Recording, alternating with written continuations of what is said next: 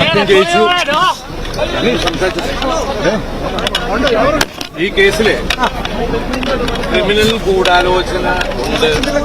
ആ ക്രിമിനൽ ഗൂഢാലോചന അന്വേഷിക്കണമെന്ന് മഞ്ജു പറഞ്ഞെടുത്തുനിന്നാണ് എനിക്കെതിരെയുള്ള ഗൂഢാലോചന ആരംഭിച്ചത്.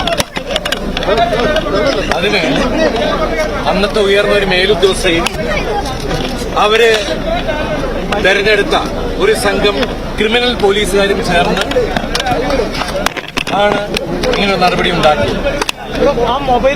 അതിനായിട്ട് ഈ കേസില് മുഖ്യപ്രതിയെ കൂട്ടുപിടിച്ച് അയാളുടെ ജയിലിൽ ഉണ്ടായിരുന്ന കൂട്ടുപ്രതികളെയും കൂട്ടുപിടിച്ചിട്ട് ഈ പോലീസ് സംഘം ഒരു കള്ളക്കഥ മെനഞ്ഞെടുക്കുകയാണ് ചെയ്തത്. എന്നിട്ട് ഈ പോലീസ് സംഘം ചില മാധ്യമങ്ങളെയും അവർക്ക് ഒത്താശ ചെയ്തു കൊടുക്കുന്ന ചില മാധ്യമ പ്രവർത്തകരെയും കൂട്ടുപിടിച്ച് ഈ കള്ളക്കഥ സാമൂഹ്യ മാധ്യമങ്ങളിലൂടെ പ്രചരിപ്പിക്കുകയും ചെയ്തു. ഇന്ന് കോടതിയില് ഈ പോലീസ് സംഘം ഉണ്ടാക്കിയ കള്ളക്കഥ തകരുകയാണ് ചെയ്തത്. ഈ കേസില് യഥാർത്ഥ ഗൂഢാലോചന എന്ന് പറയുന്നത് എന്നെ പ്രതിയാക്കാനാണ്. സമൂഹത്തില് എന്റെ കരിയർ, എന്റെ ഇമേജ്, എന്റെ ജീവിതം നശിപ്പിക്കാൻ വേണ്ടി ചെയ്തതാണ്. പക്ഷേ ഞാൻ പറഞ്ഞോട്ടെ, നിങ്ങൾ 9 വർഷം പറഞ്ഞില്ല.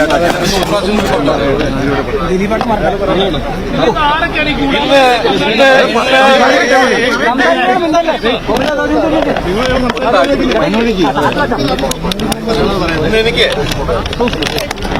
എന്റെ കൂടെ നിന്ന് എല്ലാ കുടുംബാംഗങ്ങളോടും, എന്റെ സുഹൃത്തുക്കളും അവരുടെ കുടുംബങ്ങളോടും, അതുപോലെ എനിക്ക് വേണ്ടി കാണാത്ത കേൾക്കാത്ത ആളുകൾ ഒരുപാട് പേര്, കോടിക്കണക്കിന് ആൾക്കാരെ എനിക്ക് വേണ്ടി പ്രാർത്ഥിച്ചിട്ടുണ്ട്. അവരോടൊക്കെ ഞാൻ ആത്മാർത്ഥമായിട്ടുള്ള നന്ദി പറയുകയാണ്.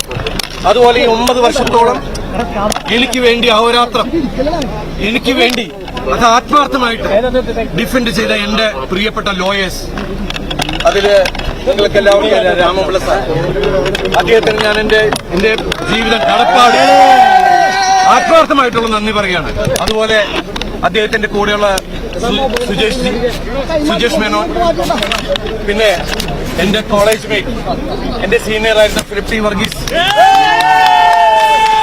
അദ്ദേഹത്തിന്റെ അസോസിയേറ്റ്സ് ശുഭ, നിത്യ തുടങ്ങിയ മറ്റുള്ള ജൂനിയേഴ്സ്, അതുപോലെ സുപ്രീം കോടതിയിലെ നൂൽ റോത്തഗി സാർ, രഞ്ജിത റോത്തഗി, പ്രഗ്യമം വംശി തുടങ്ങിയ മറ്റുള്ള ലോയേഴ്സ്, എല്ലാവരോടും ഞാൻ ആത്മാർത്ഥമായിട്ടുള്ള നന്ദി പറയുന്നു. അതുപോലെ എന്നെ സപ്പോർട്ട് ചെയ്ത് ഈ 9 വർഷക്കാലത്തോളം ജീവിപ്പിച്ച, എന്നെ അത്രയും സപ്പോർട്ട് ചെയ്ത ഒരുപാട് ആളുകളുണ്ട്. അവരുടെ പേരെടുത്ത് പറഞ്ഞാൽ തീരില്ല. അവര് വിവിധ മേഖലയിലുള്ള ആളുകളാണ്. അവരോടെല്ലാം ഈ നിമിഷത്തിൽ ഞാൻ ആത്മാർത്ഥമായിട്ടുള്ള നന്ദി പറയുകയാണ്. എല്ലാവരോടും ഒരുപാട് സന്തോഷം.